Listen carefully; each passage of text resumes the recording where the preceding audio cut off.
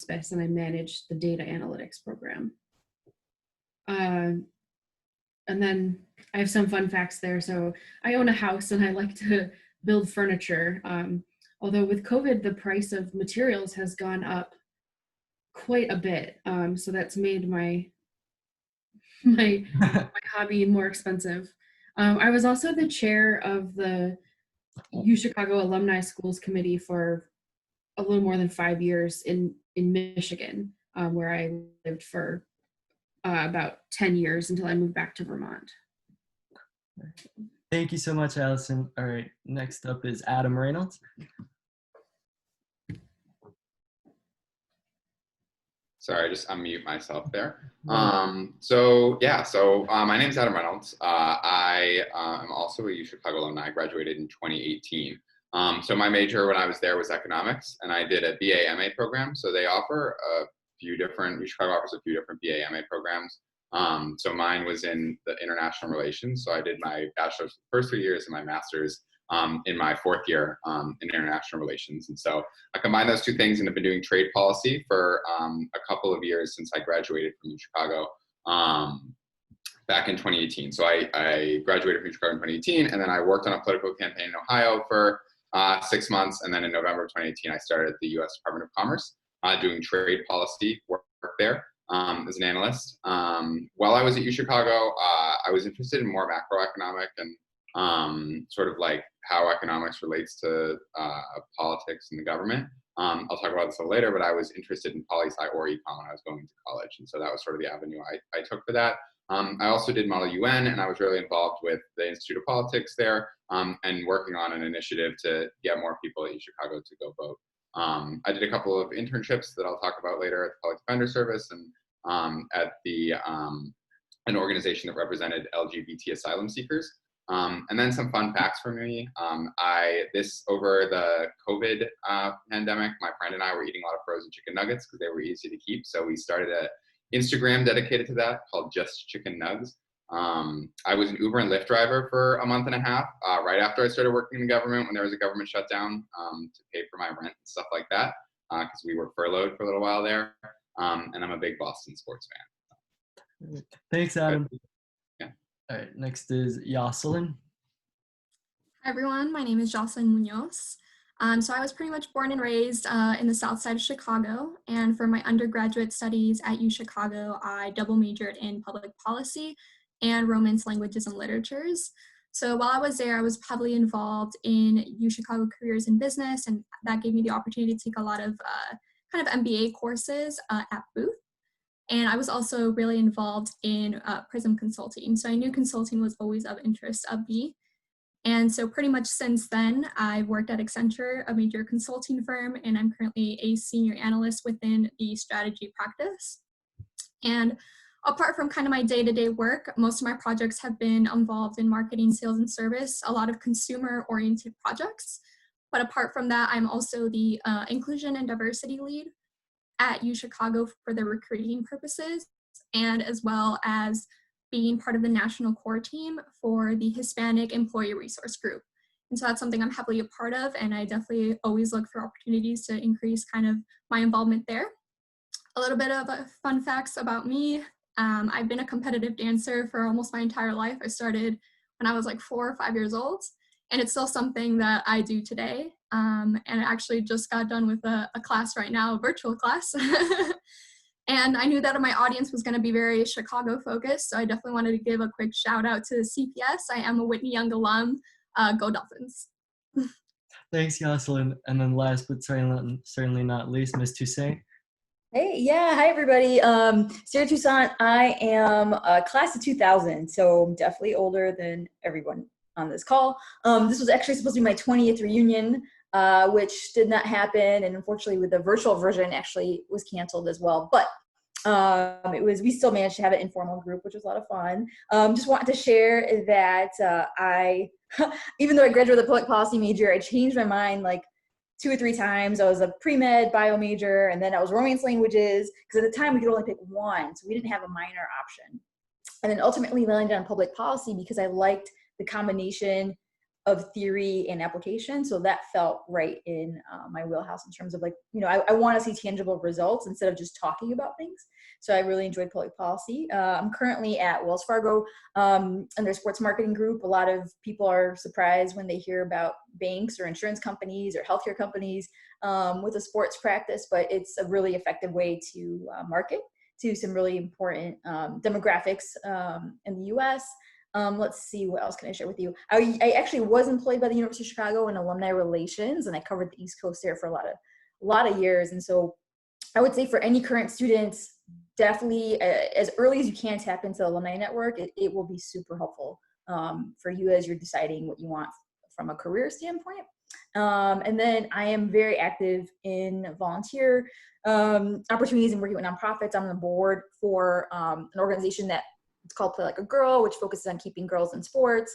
I'm on the a board of governors for the University of Chicago, and then on the board for a local art museum here in Florida, where I live. I really wish I was back in Chicago, but it's been a while since I lived at home.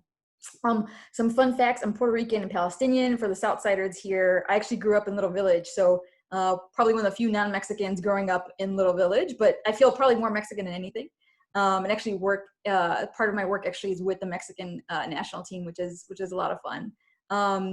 Coincidentally or ironically, maybe ironically, my first job at U Chicago was in the athletics department. It was part of a summer bridge program, and that's where the university just placed me, and it wound up being a fun and interesting job in summer. And then, but after a while I said, okay, this is fun, but I need to figure out what I'm going to do for the rest of my life, and thought I should get an internship that was a little bit more down the path of what I want to do, which at the time was government, but I'll tell you why I didn't go down that path.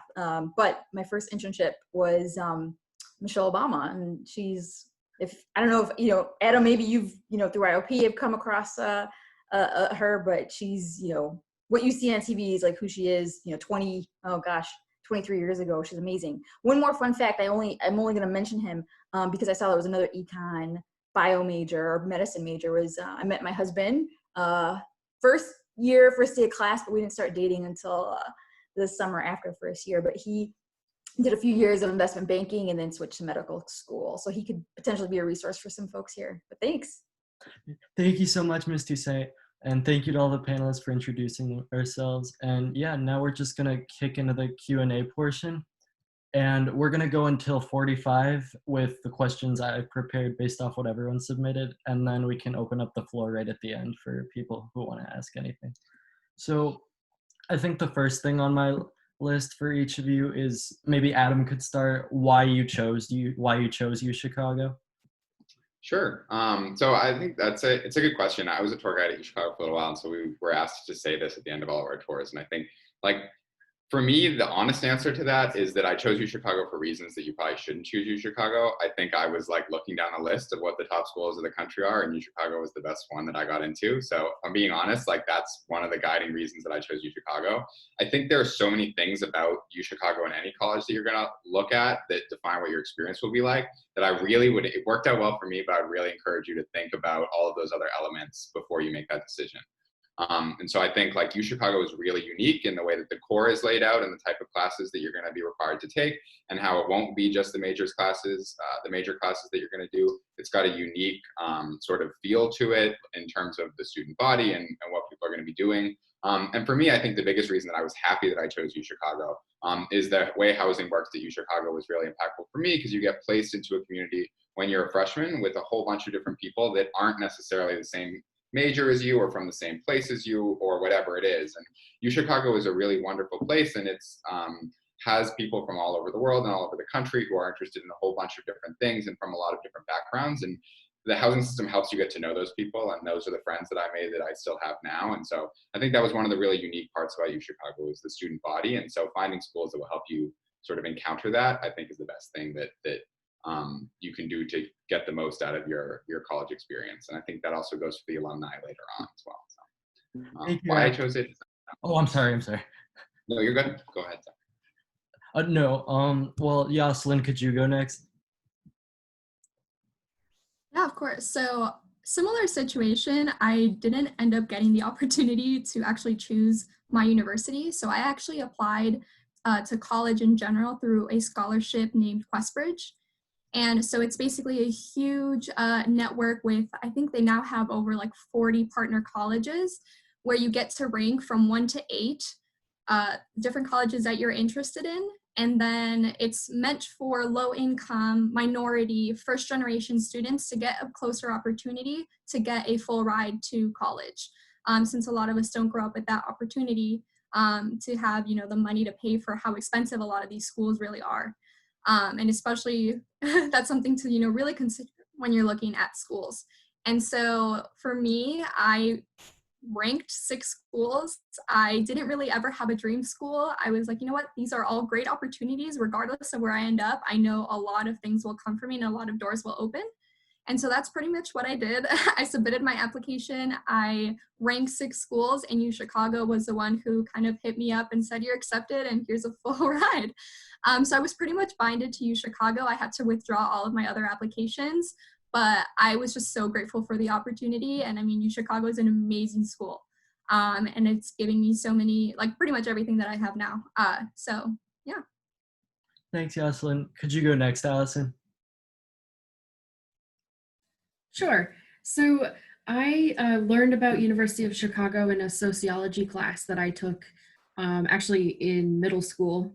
I took a class at University of Vermont over the summer, and the professor, who I don't even remember who it was, she had done some grad work at University of Chicago, and she talked about how great the school was, and if you wanted to do anything related to sociology or social sciences, you should consider University of Chicago. And I kind of just tucked that away as a 14-year-old. And 3 or 4 years later, when I was starting to apply to colleges, at that point there was a website, I think. So I would go to the website and kind of look at the pictures and read the information, and I applied on paper. But then what sealed it for me was going there and visiting, talking to the other students and hearing the depth to which the conversations that were being had were. They were very intelligent students, and I was taken by the course catalog, which was printed at that point. I don't know, it's like, a couple inches thick, and just all of the opportunity, in addition to moving from rural Vermont to Chicago. So that was why I decided to go to Chicago. And then Ms. Toussaint. Thanks, Alison. Yeah, Adam, my reason may have been more silly than yours. Actually, it was. My calculus teacher in high school lived in Hyde Park, and she was having a barbecue, I think the summer before senior year, I think it was, maybe even, yeah. And I just, driving through the Midway from Little Village, I was like, what the hell is a castle doing on the south side? And so I got to her place, when she lived right next to the shoreline with the dorm. Well, it's not a dorm anymore, but and I said, what's a castle? What are these castles doing here? She's like, that's the university. And how do you not know it's a university? And I had no idea it existed until I drove by. And so after the barbecue, I went and drove through campus, and I was like, wow, this is what college looks like in my head, or like on TV or in the movies. And so that's why I picked it. And it was the only school I applied to. At the time, it wasn't well known. It was only if you were of an academic mind, you knew about the University of Chicago, but it's not the name that it is today. Even though back then it was still a top 10 school, but again, even people from Chicago kept confusing it for UIC, right? And that still actually may be an issue, but yeah, it just looked like what college campus should look like. That's my answer. Sorry, I'm muted. Thank you, everyone, for all those answers. And I think the next question for me is, what were some of the favorite classes you took at U Chicago? And maybe you could expand on the core curriculum in your answers. And maybe Adam could start. Sure. So my favorite classes actually didn't come out of econ or the core curriculum. They were out of the writing program at U Chicago. So the dorm that I lived in, there are like professors who live in the dorms with you, and the one who lived in my dorm was the director of the writing program, Professor Larry McInerney, who just retired this past year. But they sort of have developed a really unique writing program at U Chicago, which is very different from the rest of the academic program there. And instead of being based on like the theoretical fundamentals of writing, it's based on effective writing and how to convey your point to specific readers, and to do so in a way that advances whatever the argument is you're trying to make, or helps you achieve what you're trying to achieve. And so I took a couple of classes from him out of that. One is called Little Red Schoolhouse. And it's just a really, really great course that teaches you how to write effectively for whatever major or background you're in. The other one was a speech writing class that worked off of speeches from Presidents Obama and Reagan and compared them to the philosophies of Locke and Heidegger.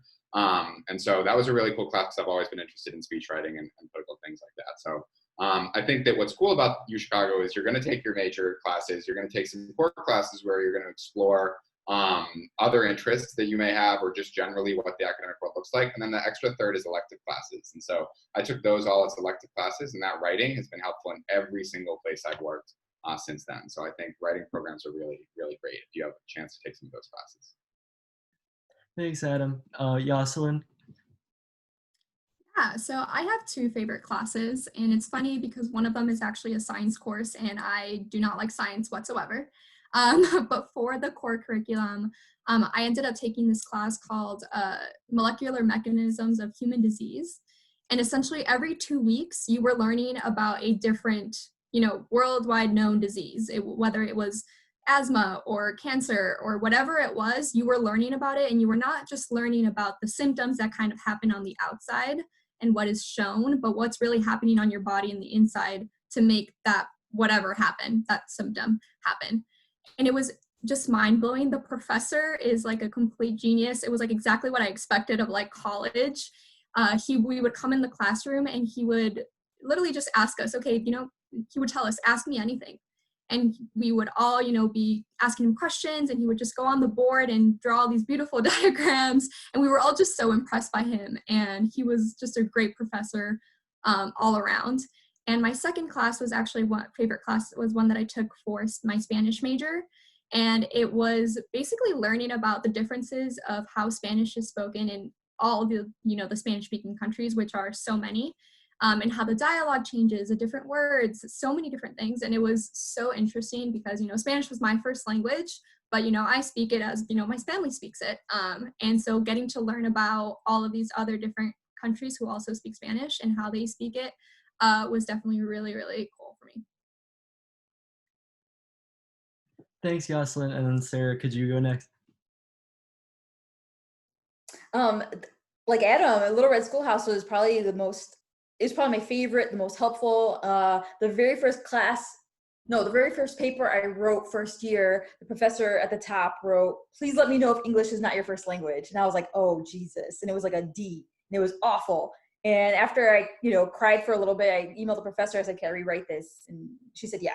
All right. And then 2 years, and it was fine. But then 2 years later, I took Little Red Schoolhouse, and it was amazing to the point where, I'm now in the, in the workforce, and people send me their memos to proofread. And, these are people that attended Harvard or Northwestern. So that makes me feel pretty good about Little Red Schoolhouse and the results of that program. And then I'd say there was a public policy research practicum that's probably my second favorite, in that we had to go in the communities, do research, talk to people. And it was, again, applying the knowledge that we had learned in class to understand what needs weren't being addressed on the South Shore neighborhood. So that was, and then we had to present it to a local bank. So that was the most interesting as well. Thanks, Sarah. And then Alison. Sure. So I just had to Google real quickly the name of the class. So one of my favorite classes was actually my Soc sequence. And I don't know, I can't remember what it was called, but it looks like it was probably like social science inquiry. And one of the reasons that was my favorite class was that it inspired me to take statistics, which is where I ended up heading for grad school.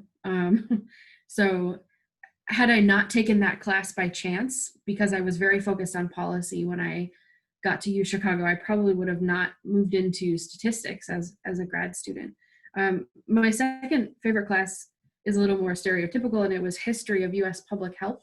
It was taught by the Department of Health Studies and will be significantly different next year, I'm guessing, but we talked about different like epidemics in the world, or actually in the US, throughout history, and how public health was changed as a result. So yeah.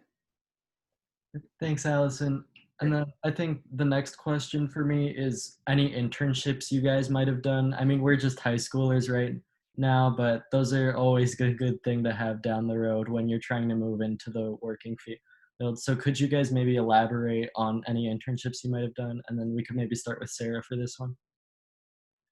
Yeah, so we have 3 summers essentially to, at least at the time, that you could potentially get an internship. I think the summer after first year is always the most challenging because companies aren't really looking to hire first years, right? Going to seconds. It's like, it's the way they look at it is it's sometimes too much to train them. They don't, they want to kind of get people up and running. So the first job after first year was actually cleaning the gym lockers at the time it was Bartlett and Henry Crown. Don't recommend that. Second summer, I worked at the Field Museum through an anthropology professor who I used to babysit for. And so he says he was doing an internship on Puerto Ricans in Humboldt Park, and how do they realize, like, for example, people like Walt Disney grew up in Humboldt Park, and did they feel like a connection to people who came from that neighborhood that weren't Puerto Rican? So that was an interesting one. And then it was, to tie it to the Field Museum was a really, literally awesome experience to be in the museum every day as, part of my job. And then the Summer Links internship, which I don't know, I think it still exists at Chicago, but that was something that Michelle Obama ran out of the University Community Service Center. And that was one actually that I applied for the summer before. I didn't get it. And she said, Sara, like, we really wanted you, you were a strong candidate, but there were all these other candidates that were good. She's like, work on these 3 things. And next year I applied and I got the internship. So, and that internship was with the Chicago, it was a consortium on Chicago school research. Cause like Jocelyne, I also went to Chicago Public School and felt woefully unprepared. And so I was really kind of angry and frustrated and wanted to understand why, kids coming out of CPS weren't either not graduating or not doing well once they went to college. And so it was through that internship that I worked at the consortium, which is still on campus. Thanks, Sara. And then Adam, could you go next? Sure. So each of the internships that I did, I needed to make money over the summer, so I wasn't trying to do any unpaid internships while I was in college. So I think that's definitely something to think about when you're thinking about internships, because I think for a lot of people it's just not an option. There are a lot of unpaid internships out there, but hopefully you can find ones that pay you because that's what you deserve. U Chicago, one of the great things they have at U Chicago is the Metcalf internship program. And so there are a lot of internships that are listed, the companies list specifically for U Chicago students now. I think it's like 1,500 or something like that. And all of them are guaranteed to be paid at least $4,000. So the company will either pay you or U Chicago will pay you for those. When I did the first summer job I had after freshman year, I worked at a boat club in my town where I grew up. It's where I had worked while I was in high school. So I wanted to go back after my first year. And that was a job that I found that paid me money. And then after that, during my second year, I did a couple of internships or started doing some internships on campus. So I worked for a startup called Change Politics, which was from change.org, that was trying to find new ways to get people to engage with politics. That went belly up over the course of that year, so that ended. But and then I worked for the Andrew Goodman Foundation doing voter registration stuff on campus over the 3 years that I was there. And so after 2 years at U Chicago, I started applying to internships that were more in line with what I wanted to do professionally. I always knew I was interested in potentially going to law school or doing legal studies. And so one of the programs I found to do after my second year was called the Washington, D.C. Public Defender Internship Project, Criminal Law Internship Project, I think, CLIP it's called, with the Washington, D.C. Public Defender Service. And we were basically investigators for public defenders who were assigned to cases for criminal law cases. So that was a really cool internship. It was paid. U Chicago sponsored it, so I got paid for the course of the summer. And it helped me think a lot about what I wanted to do in the law and whether I wanted to be a public defender or not. So that was something I was interested in. And then the next year I applied to the Posen Center for Human Rights Fellowship Program. And so that's a really cool program at U Chicago. It's for people who are human rights minors or interested in human rights. And so they'll just give you $5,000 to basically build your own internship however you want. And so they'll help you build one that's abroad or one domestically. So I was going to go to India to work on a research project there on police accountability through their Supreme Court. Unfortunately, the government of India did not give me a work visa for like 5 months. It was a long process. So I had to switch last minute, but they found me another internship in Chicago working at the National Immigrant Justice Center, working with LGBT asylum seekers. And so I was working with our clients there and helping the lawyers build a case for those individuals' asylum cases. So those are the internships that I sort of did throughout Chicago, I think. There's definitely a variety of different options, but the summer internships are a really great way to get that experience. And you definitely deserve to be paid for them. So I would encourage you to try to do that. Thanks, Adam. And then Jocelyne. Yeah, so similar to Sarah, your first year is definitely difficult to find an internship. I was applying, ups and downs to everything that I could find, and maybe I heard back from like 3 different places. And in the end, I ended up getting a position with an office at the University of Chicago. So I worked for the college programming office, and basically what they are in charge of is anything that you see from like any design perspective, whether that's like the U Chicago class t-shirt or our graduation program, anything that has to do with all of our major events was basically designed by our office, and we're the ones who really organize every major event that happens within the university. And honestly, it was so great. I really didn't know what I was getting myself into, but I learned so much just about time management and things falling last minute and having to find a way around it. And I also learned so much about design and getting to know Illustrator and all of the Adobe, honestly, suite, the whole suite. And so that was definitely really cool. And I definitely use a lot of those skills now. And I actually ended up working there throughout the rest of my time at U Chicago. So I was able to kind of work part-time, just anywhere from 10 to 20 hours a week during the rest of my time at U Chicago. And so it was really, really great. And then after that, during my second and my third year, I actually interned at Accenture, where I currently work at now. So during my first summer, I did a huge budget restructuring program at a huge pharma client. And then during my second summer, we actually did a huge kind of cloud suite implementation. So it was this client, they had basically 3 different websites to do different things, and their employees would have to basically go onto one website to fill out their payroll and their information, on another website to check out their health information and their health benefits or any benefits that they receive from the company. And they basically had to do a whole bunch of different things on different websites. And what we did was revamp an entire new system for them where everything was included into one login and one easy thing for all of their employees. And so, yeah, obviously I really enjoyed my time at Accenture and, work there now full time. Thanks, Jocelyne. And then Alison. Sure. So similarly, I worked through all 4 years that I was at University of Chicago.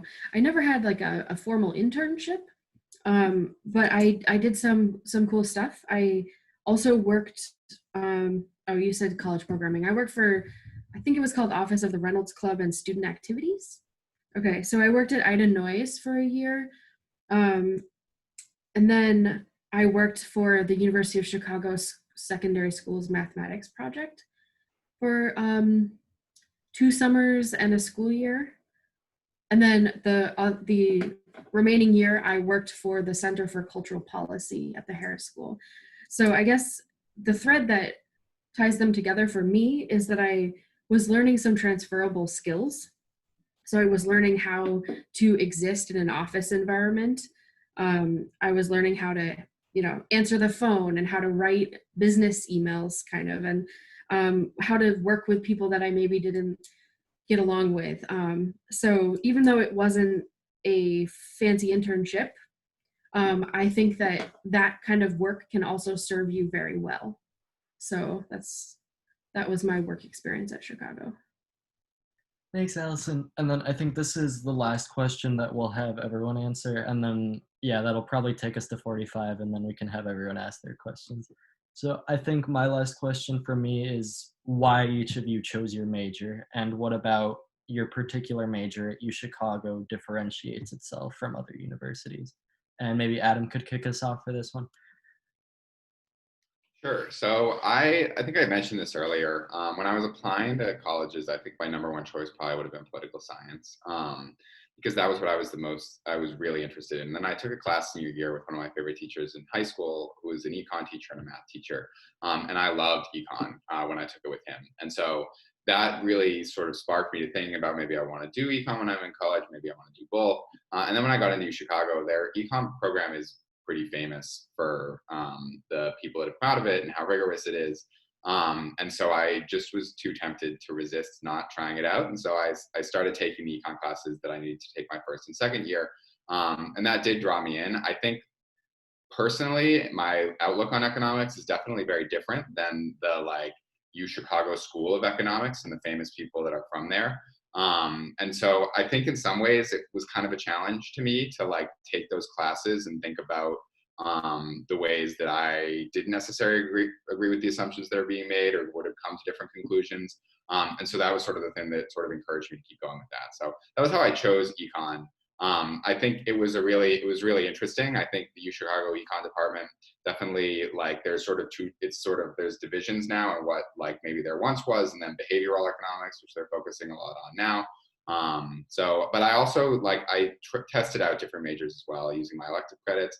And for a while I was minoring in human rights, and then when I decided to do the CIR BA/MA program, I couldn't finish the human rights minor and do the master's. So I was one class away from doing the human rights minor. Instead, I focused on human rights for my master's program. So I think there's sort of a lot of ways to do those things, but that was my path. Thanks, Adam. And then Sarah could go next. Great. Like I said, I dabbled in several majors. And the reason, if I hadn't picked public policy, I probably would have been a Romance language major, just because I really think it's more of a kind of like a human connection, being able to communicate with other people. And I love, I grew up speaking Spanish, and so I took French in high school, and I took Italian at Chicago. So just being able to connect with people was important to me. But my boyfriend, now husband at the time, he's like, I know you love this, but what are you going to do after you graduate? And I was like, oh, I don't know. So I switched to public policy again, because Chicago is known for being very theoretical. And when I got to school, I was like, oh my God, everybody just keeps talking, and theorizing, and like, what are we going to do with this? And that's what I really cared about. I was like, what are we going to do with what we're learning? And so I like public policy because it did take the theory and apply it. And what's interesting, I think similar to econ, you see a little bit of econ and public policy everywhere, even though, I didn't necessarily go down the path of government or finance. Well, I work at a bank now, but I'm not really touching those things. There are elements there that I think they kind of give you insights as to how, looking at things are not just black and white, and how I think both those fields kind of force you to think a little bit more deeply on pretty much every topic, which it sounds really ambiguous right now, but when you're in it, you kind of see like, oh, this is what my econ professor was talking about. Because for public policy, you have to take a lot of econ classes too, so I don't feel like I missed out on that. But I really enjoyed econ. And then, I enjoyed my econ classes within public policy, but I really like the practice of it. And I will say, I thought I was going to go into government with it. And the first job I got offered, on the Hill, was with a congresswoman who's still in office today, 20 years later, but the salary was like in the 20s, and I don't think it's gone up since then. And I said, I literally can't afford to take this job. And so I worked at a corporate law firm for 4 years. And anyhow, that's how that public policy came into play there. Thanks, Sarah. And then Alison could go next. Sure. So public policy kind of came to me similarly to Sarah, where I got to Chicago and I was overwhelmed by the theory. And I was overwhelmed by the amount of argument we would have in class, or discussion we would have in class, where we didn't come to a conclusion, right? And then I took that social science class where we learned statistics, and I was like, this is it, right? So I liked the application of like numbers to theoretical problems that public policy kind of brought through with the economics and the statistics that were required. I settled on health policy because It was kind of a toss-up between like educational policy and health policy in terms of my interests, but I found that the healthcare aspect, like the science even, was more interesting to me than educational policy or like cultural policy or transportation policy. Um, so that's how I ended up there. Got to unmute. Thanks, Allison. And then Jocelyne. Yeah, so I came to Chicago completely undecided. I really had no idea what it is that I wanted to do. All I know was that I didn't want to be a doctor. That was pretty much all I knew for sure. So I was like, well, I'm not going down the pre-med route. And so I tried out just a whole bunch of different majors. During my first year, I was really taking one class, another class. And in the end, I was really stuck on kind of econ and pub pol. And I knew I wanted to follow one of these two routes. And very similar to Sara, I tried both and I was like, oh, this theory is killing me. And I just love how applicable public policy was. And I was able to relate it back to, things I see right now. And then with that, public policy is just so much whatever you want to make it. That's like the beauty of it. You really get to specialize in whatever it is that you want to specialize in. And it kind of mixes econ, it mixes a little bit of sometimes political science, and it mixes also a lot of math and statistics. And I love the numbers aspect of it all too. So I love that I got to get that kind of like well-roundedness of a lot of different things. And I also want to mention two different programs, which the U Chicago Careers in Business program and the Dugan Scholars program, both of which for me, which I had that particular interest in kind of more business route, to take a lot of these business classes at Booth. And so for me, that kind of put it all together into kind of what I wanted to make it out to be and what I wanted to, go into my career after I graduated from U Chicago as well. And then I also double majored in Spanish. And honestly, that kind of came accidentally. I started taking it. So usually you take 4 classes. I think now it's you can take up to 5 classes actually per quarter. But I would basically fill it in with kind of my core and my major classes, and my last class would always be a Spanish class just because I miss speaking Spanish. I really, really miss speaking Spanish, and I wanted to have someone to speak Spanish to. And so I kind of take it 1 class per quarter, and by the end, I only needed just a few more classes to complete the major. So then I ended up during my last quarter pretty much only taking Spanish classes to just, finish that off. But I loved it. Thanks, Jocelyne. We're like 3 minutes early on like the Q&A from our audience, but I think we can get that started right now. So if anyone would want to unmute themselves, they can go ahead. Trinity, you can go ahead and ask your question. Hi, my name is Trinity. I was just wondering, given like the current climate right now and how, with the pandemic and everything, the U.S. government kind of, they try to make this like package for people who are impacted by the pandemic. And I was just wondering, what were your thoughts on the policies in that package regarding financial support for particularly unemployed individuals or small and medium businesses, given your background in public policy? I think whoever wants to take it can go ahead and answer it. I don't know that I have like a great, well thought out answer to this, but I think that COVID has really shown that we have a lot of work to do in how we support our people in our country. So right now, support is based on your employment. So, and I mean support broadly. So if you have heard, I can't even remember the number right now, it's millions of people that have lost their health care as a result of being unemployed because of COVID. So we base healthcare, health insurance on employment status. And I think we're seeing now that that is a bad idea. And I think that that's just one example of many where we're seeing the way our environment, our economy functions is subpar. So. Yeah, everything Allison just said from a financial, Trinity, great question, number one.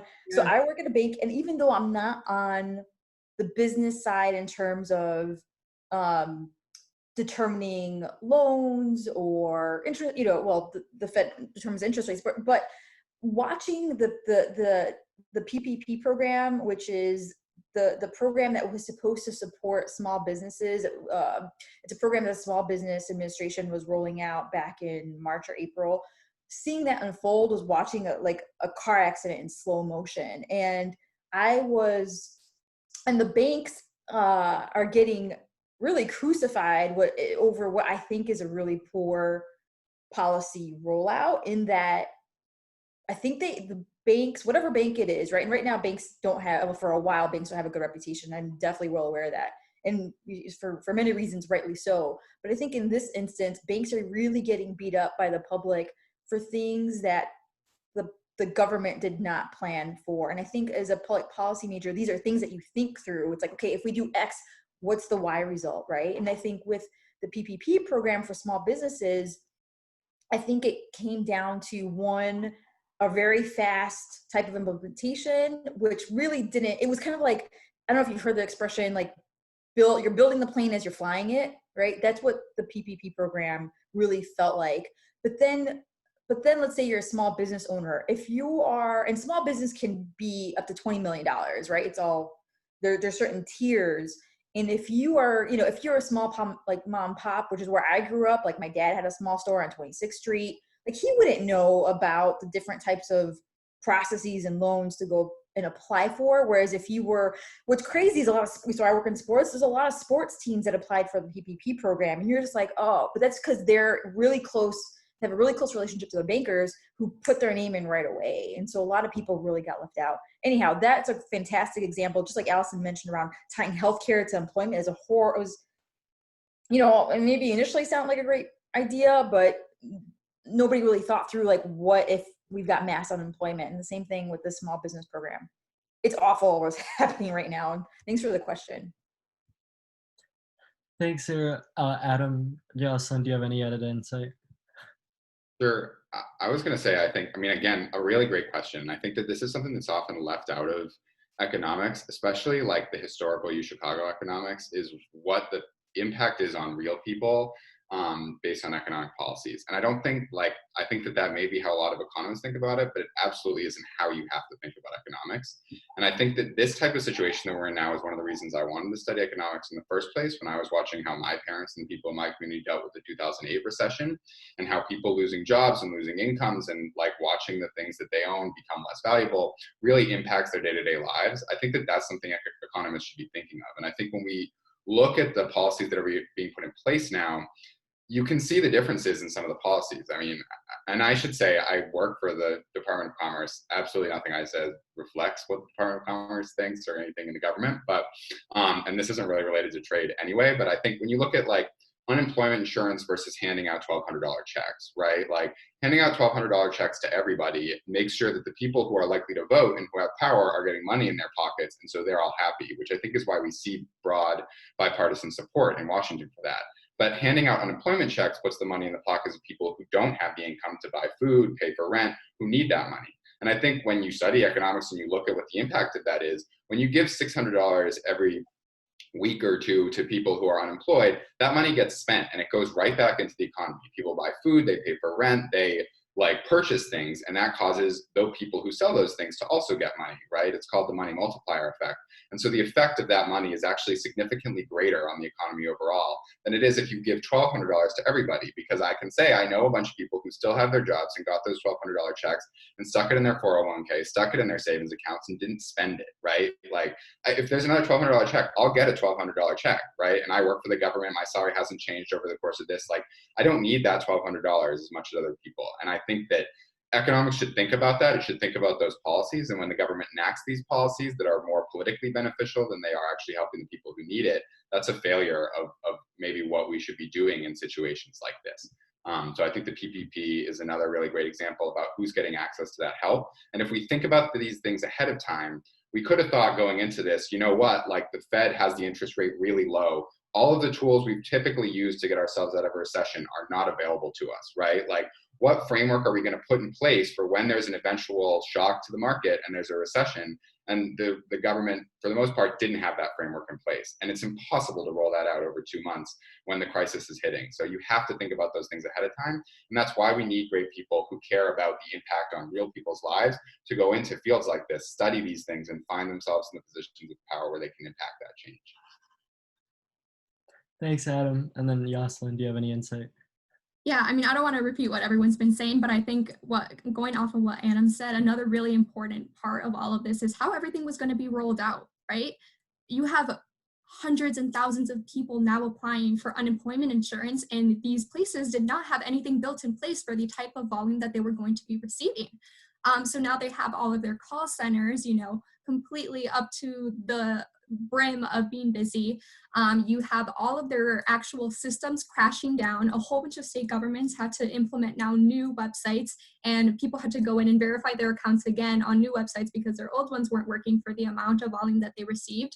And so I can go off and on all these things, but that's another side of kind of like the policy and the actual rolling out and implementation of all of these things that also caused, that I feel like weren't also put in place until, wow, now like months later, we realize that there's still people who applied for unemployment insurance 3 months ago and they still don't have their benefits. So yeah, just a lot of things that we can keep talking about for a while, but yeah. Thanks for the question, Trinity. And then anyone who wants to go next. Pranat, you can unmute. Yeah. Hi, I'm Pranat, and Adam here in his slide, he pointed out that when the government shut down, he became an Uber driver. So there's actually a question I've had for a pretty long time. During the government shutdown, all these late night shows, these newsreels, they're showing, TSA workers being furloughed, government workers being furloughed, but I never really got how like that shutdown impacted like our lives, like just as a consumer, how does that affect our lives? How does that affect the banks? How does that affect other sectors of the economy? So that's something I'm curious about. I guess, yeah. I mean, I'm happy to go first quickly on that. I mean, I think so I ended up Uber driving. I think for the most part, most of my fellow government employees they sort of just hung around, because I think if we were employed by the federal government, and that's different from people who are contractors who are employed privately and have contracts with the federal government. If you're employed by the federal government, most people knew that they were going to get their back pay. So we were going to get paid after that month and a half period. I had just moved into my apartment. I put furniture on my credit card. I thought I had this stable government job. And then I needed to pay off the credit card. I needed to pay rent and stuff. And so I drove for Uber because I had a car and I was able to do that.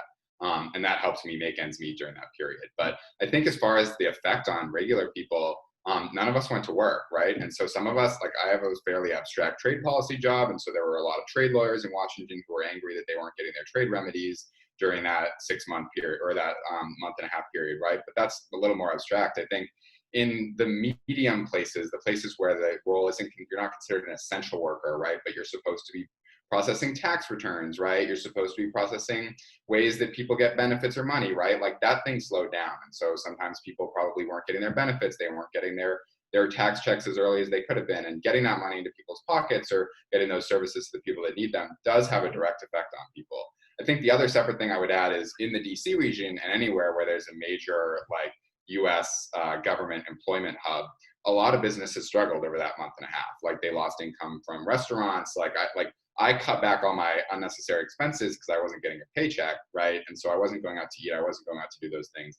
And I didn't go back and then eat a month and a half worth of food from restaurants that were local to me when I finally went back to work, right? I just sort of saved that money. And so I think that there are these effects that are real. I think sometimes there are really important policy disputes that we need to figure out. And if Congress can't come to a solution, then sometimes the government does shut down. And sometimes that's necessary. I'm not saying that it's never necessary, but it definitely does hurt real people. Yeah, I'll just add, what Adam said there is right on. And it kind of goes back to what Al said. I mean, there is such a chain reaction effect with one kind of big, essentially this felt like just a bomb dropping on everybody. And you think, so I'll tell you, so my husband, he's a surgeon, right? And you're thinking healthcare, he's always going to work. but the type of surgery that his practice does is mostly elective orthopedics. And because COVID was taking over the hospital, like the patients were taking over the hospitals and that had to be priority, they canceled elective surgeries. And so when you've got, a practice who's, like 80% of their business is relying on that, and they have to shut down, so my husband's practice, he does trauma as well. So it didn't affect him as much, but they did have to furlough staff and they had to lay off staff. And it's just a chain reaction whenever, so then that staff who maybe gets their hair done every week no longer goes to get their hair done. The stylist now loses their customer. It just keeps going. And it's been unreal. Once I saw the healthcare practice starting to furlough people, that's when my anxiety just like went sky high, because I'm thinking, how does a medical practice furlough people when you think, that should be, an essential field? But yeah, we're all super connected. And Alison said, like, this pandemic really showed how fragile all of our systems are. So I think this is going to be, I put it in the chat, but 2020 is a mess, but I think this is going to be a real, hopefully a transition point in terms of how we think about econ and pub hall at a minimum, right? Thanks, Sarah. Alison or Jocelyne, do you have any added insight? Yeah, I can go next. So at Accenture, we have a huge kind of group called Corporate Citizenship, where we do a lot of pro bono work for a lot of nonprofits. And I think this is where I really saw a huge impact, is that, a lot of our nonprofits just didn't know how to work from home. They didn't have the resources that they need in order to continue their work when each of their employees is, stuck at home in isolation. Some of them didn't even have the right access to internet. Some of them didn't have a computer at home to continue their job. There was so many different aspects that we need to kind of, jump over to be able to continue helping them. And I think that just kind of put my mind into like a whole other perspective, is, we did see so many different things rolling out for people to have free Wi-Fi for, a few months. And just thinking about all those things to really keep everything going is, it's kind of crazy. We all didn't see any of this coming, for sure. But yeah, I definitely wanted to point that out. We had to come up with an entire toolkit of how to building up all these different resources to finding, being able to even just have your child be busy and giving them programs to do while you have to be working full time, or et cetera, and helping out these people within these nonprofits. So yeah, it's, as everyone has mentioned, it's really affected everyone in one way or another. No one has escaped it. And then Alison. I think, I don't know that I have much to add, so I think I'll pass. All right, all good. I think we'll have time for one more question. So if anyone from the audience wants to raise their hand. Oh. All right, Trinity. Hi, sorry to bother you again. I was just wondering if you could give a quick rundown of what it looked like day to day in your jobs before COVID hit, and if there are any specific tasks or projects that you remember that kind of used your economics or public policy education from U Chicago. I'll go first just because it's easy. So my work focuses on sports, and there wasn't a lot of sports going on. So it was really, really slow. And so how do you, as a brand who's trying to reach an audience through sport, what do you do? And so it was actually, and as a bank, right, we had to be super sensitive. We can't be talking about sports marketing when people are getting laid off, right? So, or dying. So it was really quiet for me for the last, from March up until June was really quiet until the sports came back there. And then I'll just stop with that because I'm not really using econ or public policy right now. So somebody else can go. Maybe Alison. Yeah, so before COVID, my job was a lot of interpreting government, so mostly Medicare requirements, as to how they related to how we collect data in our medical record. So I did a lot of reading of policy, interpretation of policy, and translating it into, okay, this requirement says, these things which kind of seem like gibberish, but in reality, what that means for our clinicians is this. So I did a lot of that, and that hasn't really changed a lot. I'm still interpreting a lot of requirements from Medicare, especially, with COVID, the rulings and notices from Medicare have not slowed down. So I do a lot of that day to day. Thanks, Allison. And maybe Adam could go next. Sure. So I would say what's interesting is our job hasn't actually changed that much because of COVID. We do international trade things, and so people are ready to work remotely anyway. So we went 100% work remote immediately. I think the big change has been because of the recession. Basically, what I do day to day is our job is to look at foreign governments do that might impact trade to the U.S. So like how products are sold to the US and how that affects US companies. And so there's certain rules that govern international trade. And so if we think that foreign countries are violating some of those rules, my job is to sort of investigate that and figure out how to deal with that situation under the laws that the US has. And so what that does is it protects US companies from unfair trade practices from foreign governments. And because the economy got so bad, I think a lot of those companies really started looking to how can we protect ourselves from basically anything? What can we do to make sure that we're able to stay in business? And so we've seen a huge uptick in the interest in trade cases. So our work has basically doubled while we've been working from home. So that has been an interesting sort of twist. There's a lot more stuff going on. But as far as like what we do on a day-to-day basis, it hasn't changed that much. And as far as what I use econ for in that job, I think I'm looking at sort of the technical elements of how governments support companies in foreign countries. And so a lot of that sort of has to do with some of the micro and macro economic policies that those governments are coming up with. And so the skill set from U Chicago is like reading critically and being able to think critically about those programs. And if I get like a 1,000-page document that I have to go through one day, like knowing what the important parts of the document are so I can skip over the parts I don't need to read and be able to summarize that information and communicate that to other people effectively. Thanks, Adam. And then Jocelyne. Yeah, so I mean, in consulting in general, we're literally going to clients and helping them with whatever their business need is. It can go from one thing to another, all different kinds of industries. And so that, with COVID is still the same, but of course now it's all COVID related. So we're helping them with their COVID issues and what they are experiencing now. And that can be a number of different things. We've seen clients, trying to get help with their actual budgeting and cost reduction. We've seen clients trying to now move completely virtual because, they didn't really have that before. And now we're helping them with websites and so on. We've had clients who they're kind of like I was mentioning before, their call centers are going crazy because so many people are calling in since no one are actually going to stores or et cetera, that now we're trying to implement artificial intelligence and use chatbots and create that kind of source for people to go to. So obviously in the sense of my work, it hasn't really changed much, but the type of work is definitely all because of impacts from COVID. And so that's definitely kind of a little summary, I feel like, of what the type of work I am doing now is. But in terms of what I use from like my major, I think a lot of the more finance heavy classes that I took definitely come into play, especially with those kind of more finance heavy clients.